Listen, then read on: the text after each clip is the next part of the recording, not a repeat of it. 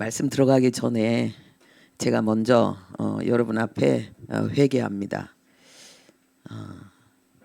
감사 편지를 여러분에게 14일까지 써내라고 했는데 저는 제가 감사 편지를 쓸 생각을 하고 있었는데 저는 25일 설교하기 전에 쓰면 된다고 생각했어요. 그래서 제가 먼저 모범이 되지 못한 거죠. 여러분들은 제가 내는지 안 내는지 모르잖아요. 저는 안 냈던 거예요. 제 마음이 얼마나 간사하고 음흉한지, 그러면서도 그것을 정당하게 느꼈는지 제 죄를 회개합니다. 저는 우리가 12월 달 되면은 여러 가지 많이 바쁘고 크리스마스 행사 많이 하는데 지난 한 해를 돌아보면서 하나님 앞에 감사한 내용을 정리하고 그리고 그것을 고백하고 그 은혜를 자랑하는 게 없다면 다른 어떤 행사가 무슨 의미가 있을까? 우리가 가만히 하면은 그냥 하나님 모를 때의 삶으로 신앙생활을 하게 되는데 마음을 써서 애를 쓰면은 하나님 안에서의 새 삶의 모습으로 우리는 행하게 됩니다. 그래서 남은 기간 동안 저도 그 기간을 지켜서 한 3시간 정도 내면 될까요? 4시간 안 되면 5시간 지난 한 해 베푸신 은혜를 생각하면서 그 정도 고요한 시간 주님 앞에 머무르는 거는 당연하지 않겠습니까? 네, 그래서 여러분들 모두가 다 하나님 앞에 그 아름다운 고백을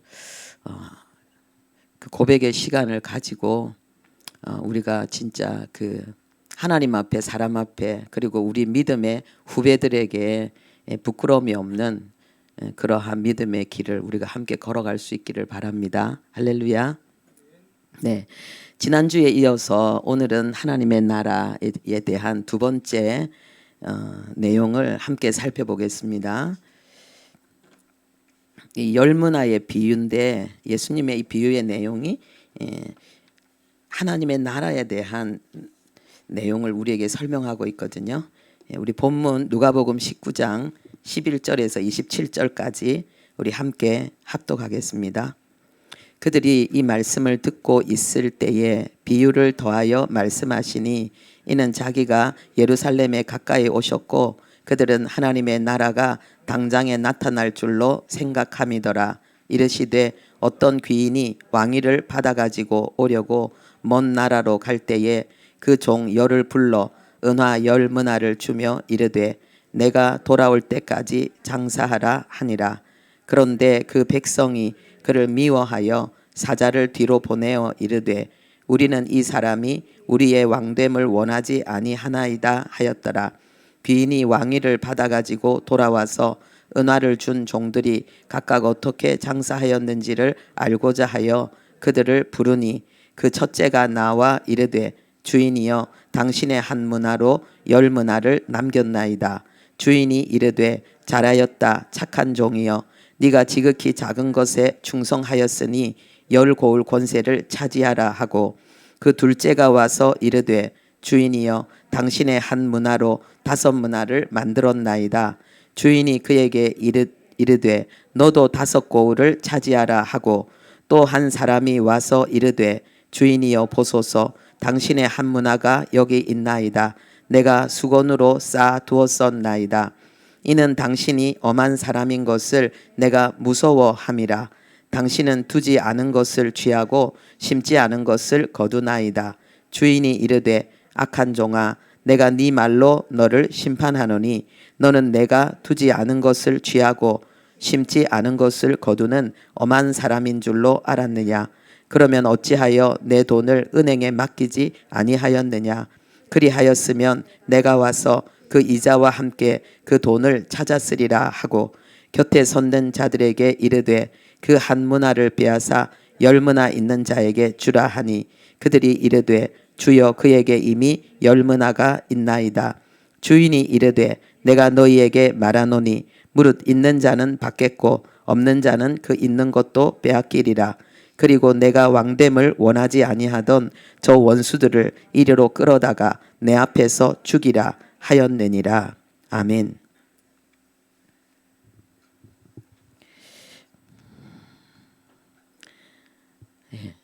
하나님의 나라가 있습니다. 이 세상에 수많은 나라가 있지만은 하나님의 나라가 있습니다. 이 세상에 수많은 나라에 통치자들이 있고 백성들이 있지만은 그 나라에 흥망성쇠가 있고, 그리고 많은 그 역사는 그 통치자들의 잘못된 통치와 그로 인해서 그 나라 백성뿐만 아니라 수많은 그 인류가 고난당한 그런 모습을 보게 됩니다. 근데 하나님의 나라는 우리가 꿈꾸는 나라입니다. 그리고 하나님의 나라는 흥망성쇠가 없습니다. 영원합니다. 오늘 이 예수님이 하나님의 나라에 대한 내용을 우리에게 가르쳐 주시려고 열문화의 비유를 하셨습니다. 이 내용 속에는 언제 하나님의 나라가 임하는가, 그리고 하나님의 나라 백성은 지금은 부분적으로 하나님의 나라가 임하지만은 왕이 귀환하는 그날, 예수님이 귀환하는 그날 우리에게 이루어질 완전한 하나님의 나라의 도래를 기다리면서 어떻게 기다려야 되는가, 그 내용이 오늘 본문에 설명되어져 있고요. 그리고 왕이 귀환하는 그날에 무슨 일이 일어나는가, 그래서 우리는 이 날을 어떻게 준비해야 되겠는가, 이런 지혜를 얻는데, 오늘은 첫 번째, 두 번째 내용을 하고 이 세 번째 내용은 수요일 날 하도록 하겠습니다. 지금 이 시계가 이렇게 돌아가는 거를 지금 모래시계 이걸로 비유를 했거든요. 네. 모든 것에는 시작과 끝, 그리고 방향과 목적이 있습니다. 모든 것은 시작되었고 시작한 시점이 있고 시작이 있는 것은 다 끝이 있습니다. 그리고 그것은 일정한 방향이 있고, 그리고 그 방향은 목적을 향해 있습니다. 하나님은 영원이죠. 그래서 하나님은 시작과 끝이 없습니다. 그러나 하나님의 그러한 그 뜻이 우리의 역사 속에 시작되어져서 우리는 시간 속에 살고 있고 이 시간의 이 역사 속에 살고 있는데 우리는 시작과 끝이 있습니다. 바다에 배가 떠 있습니다. 그리고 찻길에 버스가 가고 있습니다. 그리고 기차가 달리고 있습니다. 비행기가 나르고 있습니다. 이 모든 것의 공통점은 출발점이 있었다는 것입니다. 그리고 목적지를 향해서 가고 있다는 것입니다. 그 방향이 있다는 것입니다. 예. 그래서 우리가 지금 살아가고 있는 역사에도 시작이 있고 결말이 있고 방향이 있고 목적이 있습니다. 그냥 잘 살면 되지 안 됩니다. 우리가 잘 살기 위해서는 잘 산다는 말은 바르게 산다는 것이고, 그리고 잘 산다는 말은 그 우리의 삶의 목적이 제대로 성취되어져 가고 있다는 것을 이야기하죠. 그러면은 우리는 잘 살기 위해서는 이걸 알아야 되지 않겠습니까? 우리 인생의 이 역사가 이 인류의 역사 속의 한 부분이니까는요. 예. 여러분들은 이 내용을 가지고 계시죠. 예. 자, 역사의 시작은 하나님의 창조입니다. 창세기 1장에 나오고 있죠. 역사의 결말은 왕의 귀환입니다. 이 왕은 누구냐? 창조주입니다. 모든 만물의 모든 시간의 모든 역사의 주인, 그 주인이 오시는 그날, 예수 그리스도께서 재림하시는 그날 이 땅에 우리 인류의 역사는 끝납니다. 그러면 인류는 없어지는가? 영혼을 향해서 새로운 시작이 우리에게 주어지죠. 그래서 창세기 1장, 이게 성경 첫 번째 장이죠. 성경 마지막 장이 요한계시록 22장인데 여기에는 주 예수여 어서 오시옵소서라는 구절이 뒤에 있습니다. 왕의 귀환이 역사의 결말이라는 거죠. 그리고 오늘 본문 내용 속에 이 왕의 귀환이 있고 거기에서 또 일어나는 일들이 있습니다. 그래서 이 역사의 방향은 바로 하나님의 나라 회복입니다. 그리고 역사의 목적도 하나님의 나라 회복입니다. 그래서 그러면 하나님의 나라의 회복은 뭐냐? 하나님이 우리를 창조하신 목적이 회복되어지는 것입니다. 하나님이 우리를 창조하신 내용, 창세기 1장 26절입니다. 우리 함께 읽겠습니다. 우리의 형상을 따라 사람을 만들고 모든 것을 다스리게 하자. 하나님께서 우리 인류를 창조하시기 전에 하나님의 비전을 함께 공유하시는 내용입니다. 그리고 계시록 22장에는요, 마지막 끝장이죠. 여기에는 그들이 세세토록 왕노릇하리로다. 그러니까는 하나님께서 우리 인간이 다스리는 그 하나님의 나라를 허락하셔서 영원토록, 세세토록이라는 말은 영원토록을 이야기하죠. 영원토록 왕노를 하는 이 삶이 창조의 목적이었고 이것은 바로 하나님의 나라입니다. 그런데 하나님께서 우리에게 이 왕의 삶을 위해서 하나님이 우리에게 주신 그 모든 조건, 준비, 그런 갖추는 내용이 뭐냐? 하나님의 형상입니다. 이 하나님의 형상이라는 말은 하나님의 속성을 이야기합니다. 하나님의 지성과 도덕성과 주권성과 연합성과 창의성입니다. 우리가 인간은 왜 공부하는가? 동물은 학교가 없습니다. 입학도 없고 졸업도 없고 자격증도 없습니다. 그런데 우리 인간 세상에는요, 학교가 있습니다. 그리고 많은 라이센스 자격증이 있습니다.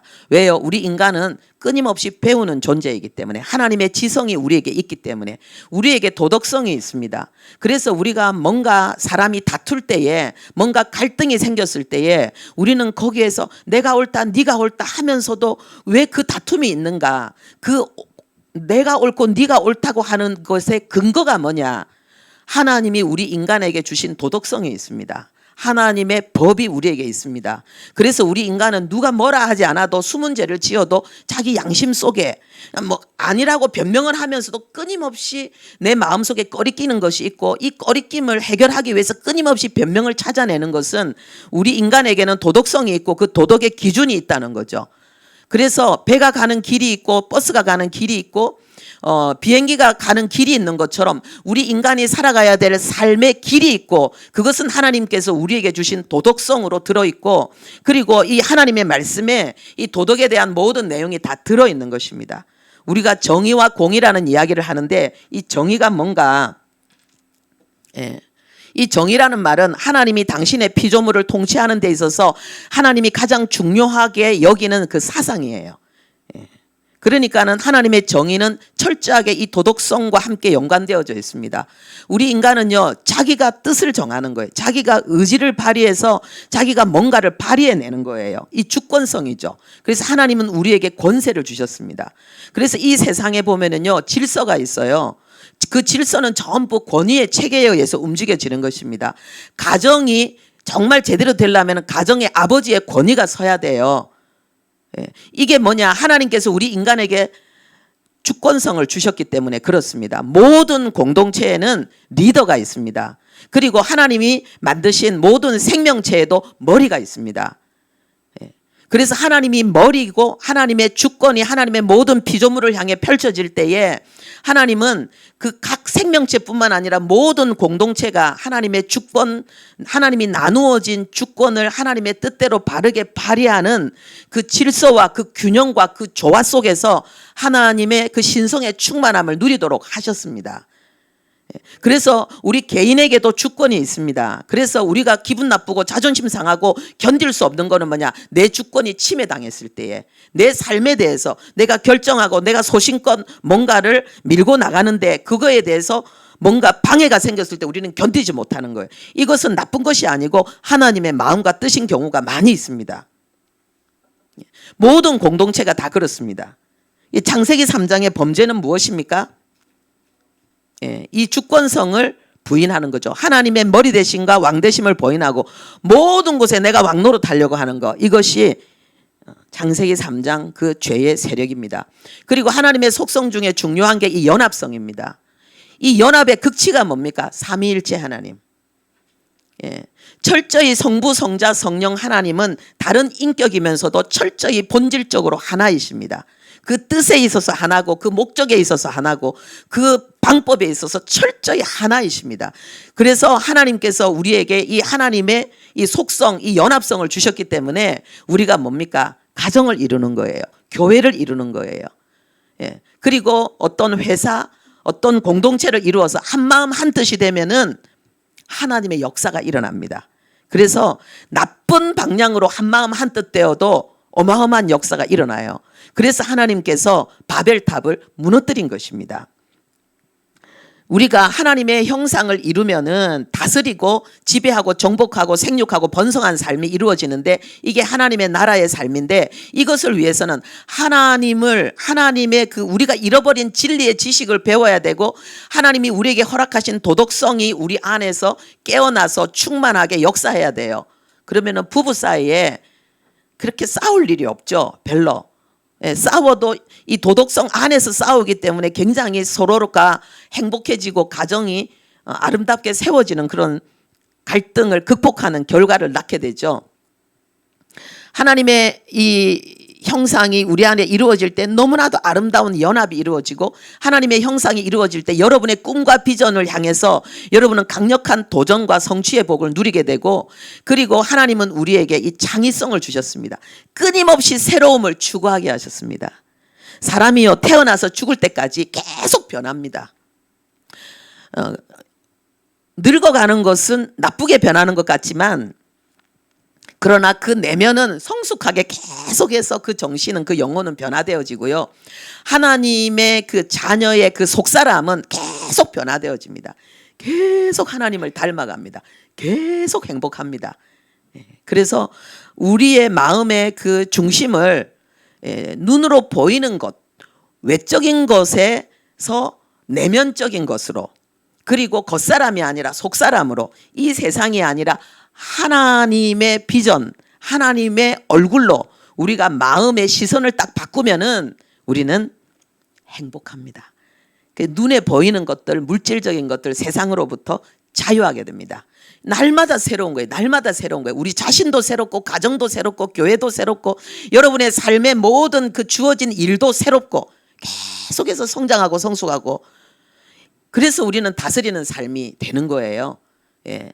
이것이 우리 안에 온전히 이루어지는 점점 더 충만하게 능숙하게 탁월하게 강력하게 이루어지는 것이 영적인 성장이죠. 하나님의 나라가 세워지는 거죠. 여러분들은 이 축복의 주인공들인 줄로 믿습니다.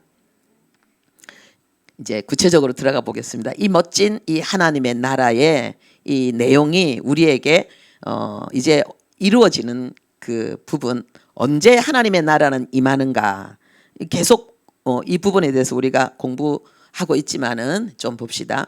오늘 이 본문에 보면은요, 이 하나님의 나라가 당장 임할 것처럼 사람들이 생각할 때에 예수님이 그 생각을 아시고 아닌데 그러면서 예수님이 하나님의 나라가 임하는 시기에 대한 그 답으로 이 열문화의 비유를 하셨습니다. 예. 그게 뭐냐? already. 하나님의 나라는 이미 임했다. 그런데 not yet. 아직은 아니다.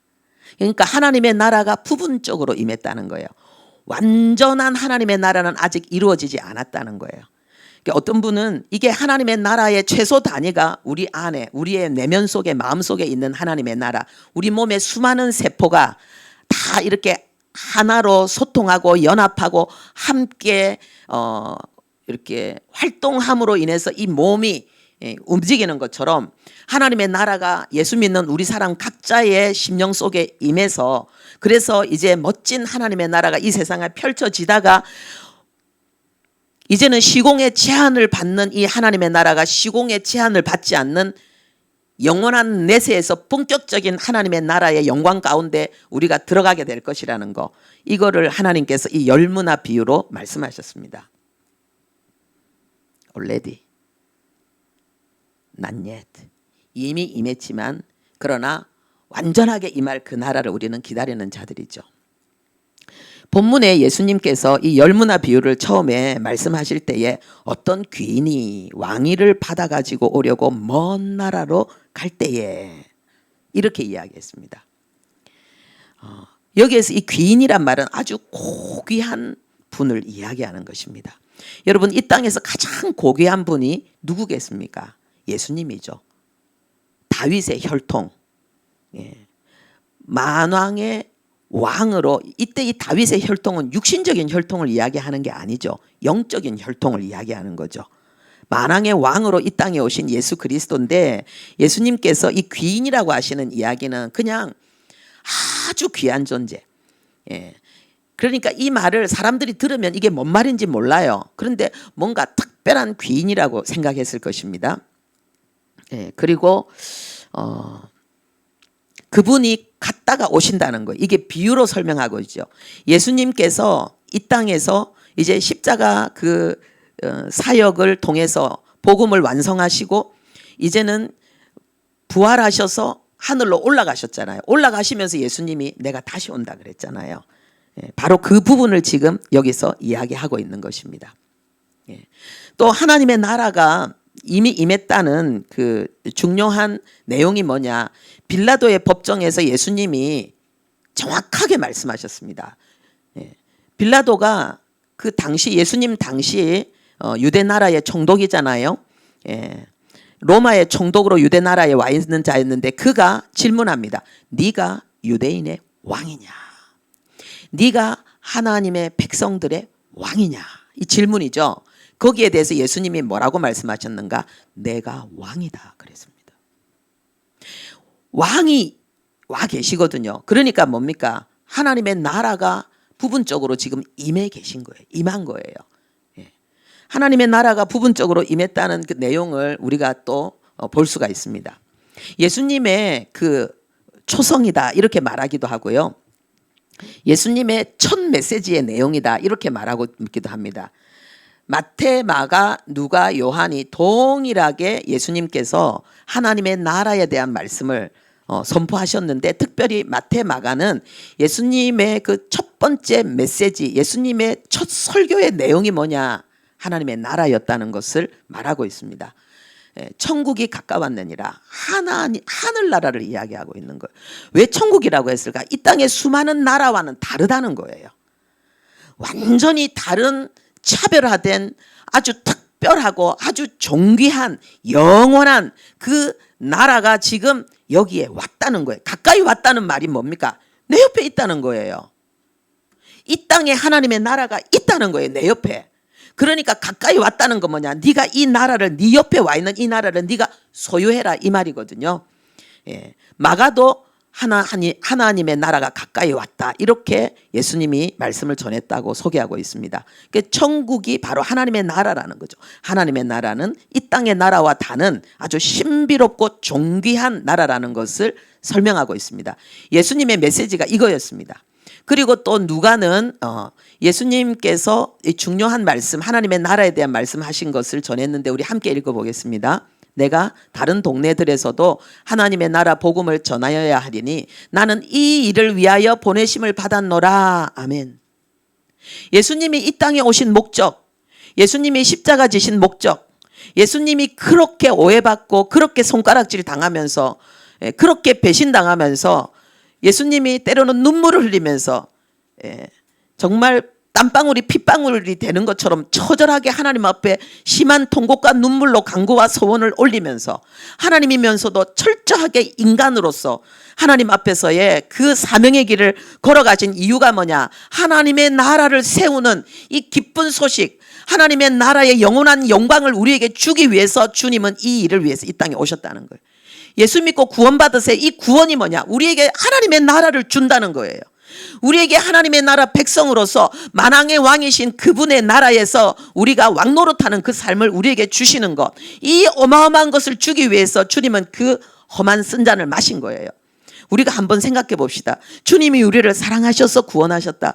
주님이 우리를 사랑하셔서 그 험한 십자가를 지셨다. 그 고통을 당하셨다. 그래 좋아. 사랑하셔서. 그럼 뭔데 그러면? 그 다음에는 뭔데? 우리 그런 거 있잖아요. 이게 남자와 여자가 서로 사랑하면 그 사랑을 확인시키고 싶어 합니다. 확인하고 싶어 합니다. 그래서 사랑의 소리를 듣고 싶어 합니다. 자기 나 사랑해? 여보 나 사랑해? 나 사랑하는구나. 진짜 사랑하는구나. 근데 나중에 있잖아요. 삶이 어려우면 어떤 이야기 하는 줄 압니까? 사랑 말고, 사랑 그따위 거 말고, 사랑한다면 진짜 이걸 해줘야지. 사랑한다고 하면서 왜 이걸 안 해줘? 결국은 뭐냐? 사랑한다면 삶이 있어야 된다는 거예요. 그 사랑으로 말미암아 사랑하는 사람을 행복하고 기쁘고 즐겁게 만드는 그 능력이 있어야지 그 사랑이 진실로 그 사랑하는 그 상대에게, 그 사랑을 받는 상대에게 행복이 될 수 있다는 거야. 입으로 맨날 사랑해 사랑해 사랑해 하면서도 하나도 사랑함으로 인해서 나에게 행복을 주지 못하고 기쁨을 주지 못하고 정말 내가 꿈꾸고 바라는 것을 이루어 주지 못하고 거기에는 아무 관심이 없이 입으로만 사랑한다면 그게 무슨 그게 사랑이 되겠냐는 거예요. 주님이 우리를 사랑한다고 하실 때에 주님은 우리에게 최고의 행복을 주시는데 그게 바로 하나님의 나라라는 거예요. 그래서 이 하나님의 나라는 우리에게 기쁜 소식이라는 것입니다. 그리고 이 하나님의 나라는 지금 우리에게 왔고 지금 우리에게 부분적으로 역사하고 있기 때문에 여기 이 말씀 읽겠습니다. 사람이 거듭나지 아니하면 하나님 나라를 볼 수 없느니라. 이 말은 뭡니까? 거듭나면 하나님 나라를 볼 수 있다는 거예요.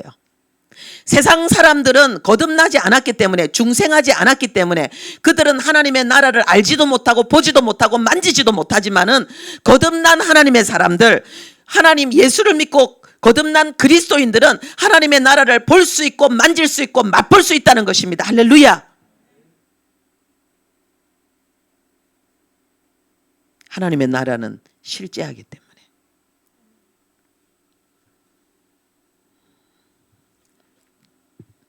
그러면 이제 우리가 하나님의 나라 백성이 되었고 우리는 하나님의 나라 그분의 왕을 마음의 눈으로 그 왕을 보고 그분의 음성을 듣고 그리고 하나님의 나라의 그 백성의 온갖 수많은 혜택들 내가 너에게 평안을 주노니 이 평안은 세상이 주는 것과 같지 않다. 지혜가 부족하거든 후히 주시고 꾸짖지 아니하시는 내 아버지께 구하라. 네가 시련을 당했느냐?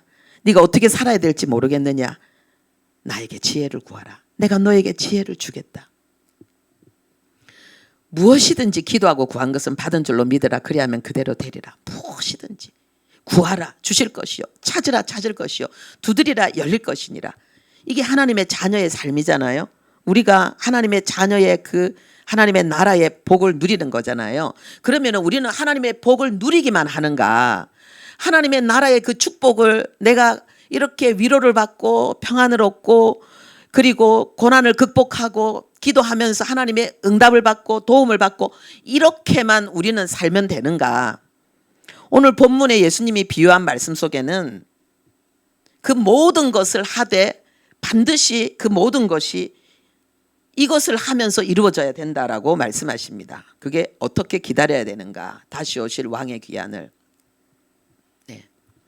예수님처럼 하나님의 나라의 복음을 전하면서 기다려야 됩니다. 예. 왕위를 받아오기 위해서 먼 길을 떠나는 그 예수님의 그 부활 승천의 비유죠. 예. 그리고 그분이 내가 올 때까지 뭐하라? 장사하라라고 말씀하십니다. 주님이 재림하시기 전까지 우리는 할 일이 있습니다. 장사해야 됩니다. 장사해야 됩니다. 예. 이 장사하라는 말은 이 원어로는요 사업을 하라는 거예요. 사업하라는 것입니다. 복음의 사업을 하라는 것입니다. 이 하나님의 나라 복음을 위한 어떤 일을 하라는 것입니다. 그럼 이 열문화가 뭐냐? 이 문화란 말은 이거 헬라의 그 화폐 단위거든요. 예. 달란트의 한 60분의 1 정도 되니까 그렇게 큰 돈은 아니죠. 그럼 열문화를 주었는데 이게 비유하는 거는 뭐냐? 하나님의 나라 복음이라는 거예요. 하나님 우리에게 하나님의 나라를 주셨다는 거예요. 이 하나님의 말씀, 이 복음을 주셨기 때문에 이것을 뭐하라? 부풀리라는 거예요. 퍼뜨리라는 거예요. 이익을 남기라는 거예요. 어떻게 해요? 다른 사람들에게 나누어 줌으로. 우리 장사하는 게 뭡니까? 물건을 많이 만들어 놓으면은 그 물건을 내가 많이 가지고 있으면은 성공입니까? 아니죠. 내가 만든 물건을 많은 사람에게 팔아야 되잖아요. 그것이 팔 때에 내가 이 물건을 만들면서 내가 돈만 벌기 위해서가 아니라 이 물건을 가지고 많은 사람의 삶을 윤택하게 하고 편리하게 하고 행복하게 만들어주기 위해서 물건을 만들었잖아요. 커피포트, 전자레인지, 세탁기. 이게 전부 다 이 사람들의 그 불편한 삶을 해결해 주기 위해서. 그죠? 그래서 이게 뭐 값이라는 것보다 고맙습니다, 감사합니다, 이걸 사례로 봐도 되잖아요. 그런 것처럼 우리가 하나님의 나라를 장사하는 거는 뭐냐? 하나님의 나라를 다른 사람에게 나누어 주는 거예요. 그래서 그들이 위로받고 힘을 얻고 소망을 가지고 하나님의 은사와 능력을 힘입어서 힘들고 어려운 인생을 감사와 기쁨으로 도전과 성취로 살아나가도록 만들어주는 이 장사, 우리는 이걸 해야 된다는 거예요. 아멘. 네. 하나님의 나라가 계속 확장되어지는데 우리가 쓰임받아야 된다는 거죠. 그러면은 하나님의 나라가 어떻게 전파되어지는가, 그 전략에 대해서도 하나님은 나로부터 시작되리. 아멘. 먼저 나부터, 그리고 가정에서부터. 왜냐하면은 하나님이 아브라함을 선택하신 이유는 그의 자녀와 권속들에게 하나님의 법을 증거해서, 그래서 그들이 그 법을 지킴으로 하나님의 복을 누리게 하기 위함이라 그랬거든요. 그랬기 때문에 우리가 믿음의 조상 아브라함이라면은 우리 자녀들에게, 그래서 이 가정이 신앙 전수의 가정이 되어져야 되고, 그리고 나에게 하나님이 주신 직업, 권속들, 거기에 하나님의 나라가 전파되어져야 됩니다. 자, 하나님의 나라가 내 안에 임했는데 내 안에 하나님의 나라가 굳건하게 서야 되겠죠. 아멘. 전파하기 전에 내 안에 굳건하게 서야 되겠죠. 하나님의 나라는 안에서 밖으로 흘러 넘치는 것이고 전달되어지고 나누어 주는 것이니까. 내가 없는데 어떻게 나눠줘요? 내가 하나님의 나라를 충만하게 누려야만이 아름다운 그 하나님의 나라의 은혜와 영광이 나를 통해서 흘러가지 않겠습니까? 그러면은 그 삶은 뭐냐? 예수님을 내 마음의 주인으로 모시는 거예요. 항상. 지난번에 안테나, 주님이 원하시는 게 무엇인가, 그것을 찾고 거기에 아멘 하는 거. 그러면 내 속에 하나님의 나라가 가득 차는데,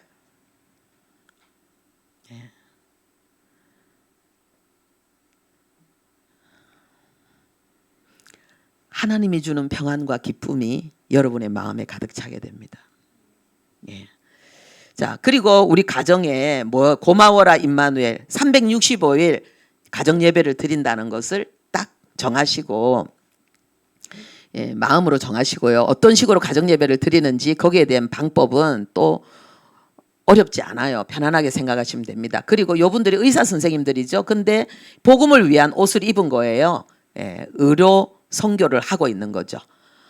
그래서 내가 의사로서 나는 돈 잘 벌고 그리고 뭔가 많은 것을 누리기 위해서가 아니라 이 의사라는 이 달란트, 이 직업을 가지고 하나님의 나라를 전하는데 헌신하고 충성하는 이 모습 하나님이 우리에게 원하십니다.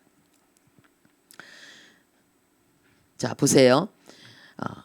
내가 예수님을 내 마음의 주인으로 모시는 방법은 뭐냐? 성경에 나와 있어요. 성경에. 매 순간마다 하나님의 뜻을 우리가 아는 건 어려워요. 그런데 이 기록되어진 하나님의 뜻으로 우리의 마음을 가득 채우면 가득 찰수록 하나님의 뜻이 점점 더 당연하게 명확하게 드러나게 되어 있습니다. 이 그림 너무 멋있지 않습니까? 여러분 자신이 이렇게 되고 여러분의 자녀들을 이렇게 만들 수 있기를 바랍니다. 그리고 가정예배 드리는데 이 가정예배 핵심은 뭐냐면요, 함께 기도하는 거예요. 이 아버지, 엄마, 이 자녀들이 함께 하나님 앞에 기도하는 마음. 그래서 우리의 삶의 문제에 대해서 언제나 하나님과 함께 이야기하고 기도로 함께 풀고 이런 거죠. 이 사명의식은 뭐냐? 내 모든 일에 하나님과 철저히 함께 행하는 거예요. 하나님과 함께 행하는 거. 이 축복이 여러분들에게 있기를 바랍니다. 하나님의 나라의 삶은 뭡니까? 바로 이거예요. 여러분 자신이라고 생각하세요. 저는 이게 제 자신이라고 생각합니다. 같이 웃고 있는 거, 하나가 되는 거, 이게 예수님과 하나 된 내 모습이죠. 주님께로 가지 않으면 살 수 없어요. 여러분 어떻는가요? 저는 주님 없이는 살 수 없어요. 저는 주님 없이는 못 살아요. 제 삶에 일어나는 그 일들을 저는 감당할 수가 없어요. 견딜 수가 없어요. 그런데 주님께 붙으니까 다 되는 거예요. 이게 웃을 수 있어요. 주님과 함께라면. 그리고 하나님의 나라 백성의 삶, 그리스도인의 삶이 왜 쉬운가? 말씀 준행이 왜 쉬운가? 업혀가는 거기 때문에. 주님께 업혀가는 거예요. 업혀가는 거. 예. 여러분 여기 남자분들 계신데요. 가장 노릇하기 힘드시죠? 주님께 업히세요. 하나님 안에서는 여러분은 너무나도 사랑스럽고 소중한 소년이에요. 예. 주님께 업히세요. 그래서 남편의 짐, 아버지의 짐을 내려놓으시기 바랍니다. 수고하고 무거운 짐진 자들아 다 내게로 오라 내가 너희를 쉬게 하리라 말씀하셨잖아요. 업히는 거예요. 포도나무가 그 가지를 쭉 뻗어내잖아요. 그러면은 가지가 포도나무에 붙어 있기만 하면은 하나님이 성령의 열매를 던져주신대요. 던져주신대요. 갑자기 탁 생기는 거예요. 예. 사랑이, 화평이, 온유가 갑자기 팍 생기는 거예요. 예수님께 붙어 있는 그 가지는 뭐냐? 예수님께 엎혀서 사는 거예요. 여러분 예수님께 엎혀 사시기 바랍니다. 이게 하나님의 나라 백성의 삶이에요. 그러니까 우리가 하나님의 나라 백성으로 살지 않기 때문에 삶이 힘든 거예요. 하나님의 나라 백성으로 사는 만큼 좋아요. 우리 함께 읽겠습니다. 하나님의 나라는 의와 평강과 희락이라. 엎혀 있으니까 우리가 불의한 길로 가겠습니까? 엎혀 있는데 평강이 넘치죠. 너무 기쁘죠. 할렐루야. 자, 그 밑에 읽겠습니다. 어린아이들이 내게 오는 것을 용납하라. 하나님의 나라가 이런 자의 것이니라. 아멘. 왜 예수님이 어린아이들이 내게 오는 것을 용납하라고 하실까요? 못 오게 하니까. 정신 사납다. 어지럽다. 예수님의 이 숭고한, 이 심오한 진리의 말씀을 우리가 집중해야 되는데 방해하지 마. 근데 예수님은 뭐라고 하십니까? 아니야. 어린아이들. 그러니까 이 예수님의 진리의 말씀에 집중하고 그 말씀을 깨닫는 것이 어린아이들이 방해하는 것이 아니고 네 교만이, 네 자만이 방해하는 거라는 거죠. 그러면서 주님은 오히려 충격적인 이야기를 하시는 거예요. 하나님의 나라는 이런 어린아이들의 것이다. 이게 뭐겠습니까? 우리가 참 신앙생활하는 게 너무 좋은 게 거드름 피우지 않아도 되고 그럴듯한 모습을 갖추지 않아도 된다는 게 순수해도 되고 있는 그대로 기쁜 일이 있을 때 그냥 마음껏 기뻐해도 돼요. 품위 있게 양반처럼 이렇게 속으로는 엄청 기쁜데 엄청 좋은데 아닌 척 안 해도 되는 거예요. 어린아이처럼 가장 최고의 대화는 정직한 대화고 진실한 대화를 합니다. 사람을 감동시킬 수 있는 가장 좋은 말은 그거는 뭐예요? 어린아이들처럼 이야기하면 되잖아요. 자, 하나님의 나라가 언제 임하는가? 예수님이 내게 오실 때에 하나님의 나라는 내게 들어옵니다. 그리고 주님이 내게 오셔서 하나님의 나라를 이루시는 그 목적은 우리에게 창조의 목적, 하나님이 우리 인간에게 원래 뜻하고 계획하셨던 그 왕의 삶을 주기 위해서입니다. 그래서 진리를 알지니 진리가 너희를 자유케 하리라. 이 역사가 우리에게 일어나는 거죠. 우리 자신의 쓸데없는 고집과 편견에서 우리 스스로 감옥 생활하다가 자유케 되어지는 거죠.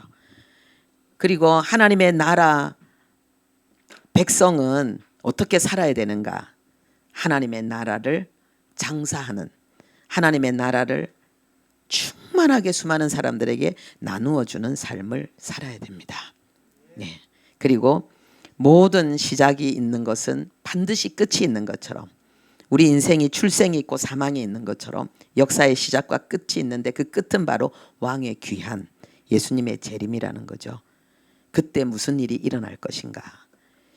왕을 기다린 자와 기다리지 않은 자, 그들에 대한 결과에 대해서 우리가 본문을 읽었는데 수요일 날 이 말씀을 나누도록 하겠습니다. 기도하겠습니다. 하나님, 하나님께서 우리 인생에게 행하신 역사, 그리고 지금도 행하고 계신 그 역사는 우리의 꿈이며 하나님, 우리의 소원입니다. 우리는 하나님 없이 자유롭게 살고 싶고, 우리는 하나님 없이 뭔가 내 소신껏 살고 싶고 영광스럽게 살고 싶은데 그것은 실패입니다. 우리가 예수께 돌아가서 하나님의 나라 백성이 될 때에 하나님의 통치 앞에 우리가 순종할 때에 우리에게 하나님의 나라는 이루어지고 하나님의 형상은 회복되어져서 우리는 수많은 사람들에게 하나님의 나라를 줄 수 있다고 말씀하십니다. 아버지여, 그것을 배우고 익히고 훈련하고 하나님, 그리고 충만하고 능숙하게 탁월하게 펼쳐내는 우리의 남은 삶이 되게 해 주옵소서. 예수님의 이름으로 기도합니다. 아멘.